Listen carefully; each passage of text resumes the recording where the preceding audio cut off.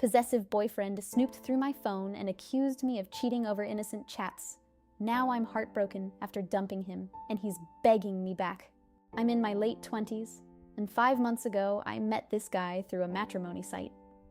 I'd been single for nearly 3 years, never having had a serious relationship before. He, on the other hand, had been single for at least 7 years.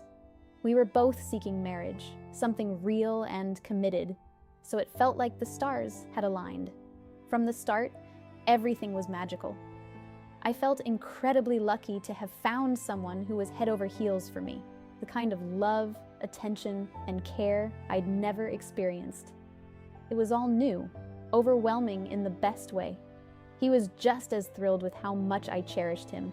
He never let me doubt his feelings, always validating me, putting me on a pedestal like I was the center of his world. Throughout the day, he'd message or call just to stay connected, his way of keeping us close. He's a calm, shy, soft-spoken guy with this gentle quietness that drew me in. Extremely introverted, but once he opened up, his affection poured out. Physically and sexually, we were incredibly compatible. The chemistry was electric, and he was always so attentive to my needs, making me feel desired and understood. We bonded over our shared love for movies, music, and pop culture. Those common interests made our early conversations flow effortlessly. His family background was solid. He was well educated with strong career potential. That was everything I could have asked for in a partner or future husband. I was genuinely happy at first, floating on that high. Above all, our love felt deep and profound. As my first serious relationship, I pictured it all with him, building a family, having kids, buying a house together. It was the future I'd always dreamed of, but nothing unfolded the way I imagined. Right from the beginning, once he opened up, he was emotionally expressive, straightforward with his possessiveness and jealousy, never holding back. If something felt off to him, he'd ask directly, no games.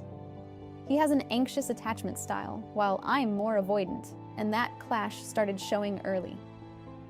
The 7-year age gap didn't seem like much at first, but it grew into a divide in our mindsets, maturity levels, and especially his old-school, conservative views that clashed with my independence. His possessiveness became suffocating. I couldn't hang out with my guy friends without him questioning me, getting upset, or spiraling into emotional lows. He'd get worked up over random Instagram comments or even just me chatting with friends. Trust issues haunted everything. Once, I posted a selfie as my WhatsApp status, visible only to him and my bestie. During a fight, he accused me of seeking attention from my contacts. When I changed my profile picture, he'd ask if something had shifted between us. If I was online but didn't reply right away, he'd demand to know who I was talking to, doubting me even when I shared screenshots of innocent chats with friends, colleagues, or just ordering food via WhatsApp. His insecurity was exhausting, a constant drain. He craved an endless stream of messages and calls.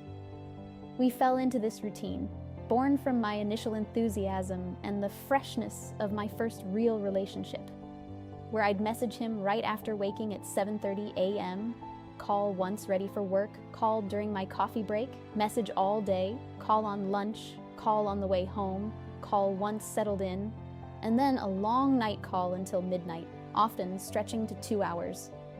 If any part slipped, he'd notice and probe, asking if something had changed. My calls home to parents dwindled. No time for cooking, watching my favorite shows, or just unwinding. It was taxing, overwhelming. My sleep, health, and peace crumbled under it. I'd go to bed at 2 a.m., wake up tired and irritable. I'm on 40 milligrams of isotretinoin.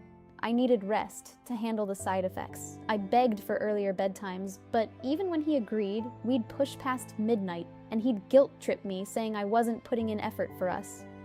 I developed dark under-eye circles, constant exhaustion. My body rebelled.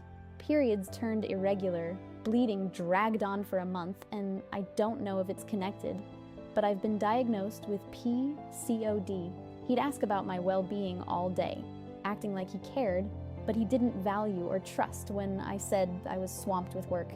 He dismissed my stress. During month-end closings, I'd work until midnight and through weekends for 2 weeks straight. Still, he'd accuse me of distancing myself, making me feel guilty for not texting enough. He couldn't grasp that I'm not wired like him. I need space and rest to function. I was terrified to share my past. He'd already blown up over me forgetting to mention an old proposal. One weekend at his place, I was on my period, so we couldn't be intimate. He accused me of lying to avoid it. I was stunned. He apologized profusely later. But that night, while I slept, bored and maybe suspicious, he went through my phone. He knew the pattern. I'd never hidden it. He found chats from last year where I'd talked and hung out with a guy for a month. He refused to believe it was just brief dating that fizzled when we realized it wouldn't work. I had to text that guy awkward questions to prove nothing sexual happened, but it opened a floodgate. I was walking on eggshells knowing about my 6-month situationship 2 years back. We'd met once, had some intimacy. Anxiety gripped me. I confessed before he found out. He was devastated, but wouldn't let go, even when I considered ending it. He demanded graphic details of that encounter, which wasn't pleasant for me. He guilt-tripped me relentlessly, yet insisted on staying together. Turns out, he'd had 3 similar encounters and hid them, fearing I'd leave. We reconciled, vowing to forgive and forget. But the next day, he pressed again, doubting if we'd met more than once. I snapped, saying I wanted out. That was my first breakup thought. I grew scared to visit his place after the phone snooping. When he asked me back that same weekend, I declined. In public, he turned dramatic, teary, shaky voice, begging me to come, drawing stares from passersby. Why aren't you coming? Are you ending things? You must feel distant. It felt manipulative, using emotions to corner me. This time, I broke up, but we reunited the next week.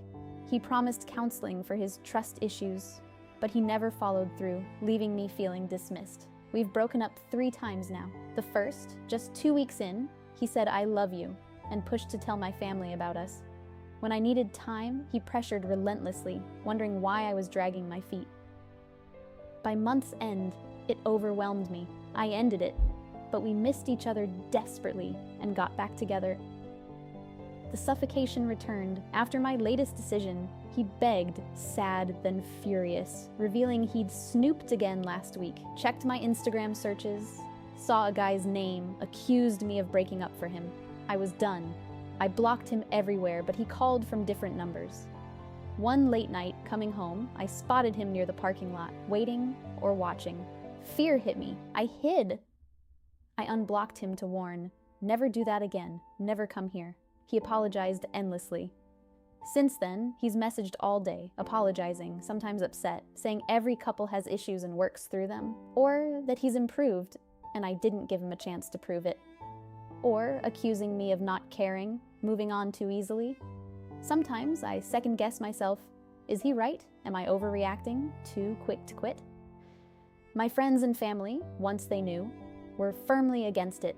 They're relieved I'm out, but being the dumper is brutal. I act stone cold and distant, but I cry myself to sleep nightly. The emptiness, the void he left, is heartbreaking. I miss him, his texts, calls, touch, the sense of someone out there rooting for me, my other half, someone made for me. I miss that feeling. How do I know if I made the right choice? Or will I regret not going back?